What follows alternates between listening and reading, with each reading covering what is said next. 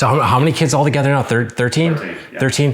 What does it look like going from doing pro-life activism, between you and your wife and a few kids to 13 kids? What does that difference look like? Well, as with anything, the Lord has mercy on us, and we frequently are able to ease into the water. So we went from starting going with 3 children and pregnant to a slow process to where in 2017, I think we had 10 or 11 children. But anyway, we would pile up with our 15 passenger van, and we had a well-oiled machine. We had had a big amp. We'd dump it out, have it set up right in front of the abortion mill. We'd have our signs set up, and we could be out there and set up. And my boys, they are orderly and they work. So it was just smooth sailing. And then we've got older ones watching younger ones. And the glorious thing is, people talk about, how can you bring your children out here? Well, number one, train up a child in the way they should go. Even when he's old, he will not depart from it. Our heart is to train our children to love their neighbors. If they know our neighbor's drowning in the pond, I don't want them to go, well, I'm playing a video game, I can't go save that baby. I want them to get over there and jump in the pond and save a 2-year-old out of the pond. Well, I want that same heart towards the preborn and everything else.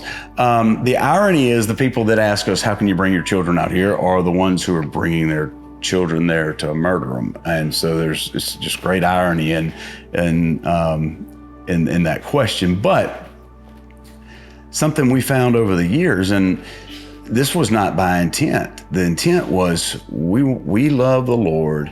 We're going to raise up our children in the Lord, and this is His calling on our life. So that's what we're going to do. But what we found was God used those children countless times. And my older children, I don't know how many babies the Lord used them to save because of their pouring into people's lives. I had my older daughter in particular, because I'm just a gruff old guy. So sometimes a mom would be, she gravitated to me, and I would be able to share with her, and the Lord would just transform her heart. But there were a lot of times where they would avoid me, avoid my wife, and they would go to my, at that point, 15, 16-year-old daughter, where they just were drawn to her, and she spoke life and she spoke Christ because she's filled with the Lord, and God just used her. And even on a lot of moms, after they would save their baby and we would still be trying to love them and serve them and pour into them, they may or may not feel comfortable calling or texting me, but they always felt comfortable calling my older children. So it was really neat that they were my avenue a lot of times. And those weren't things by intent. Those were just things that happened. We had other moms that would, I can remember one lady in particular, and she after the fact really didn't want anything to do with this, not in a bad way. She just wanted to go on and live her life. But she was an older, successful, not older, but 40-ish mom who was successful.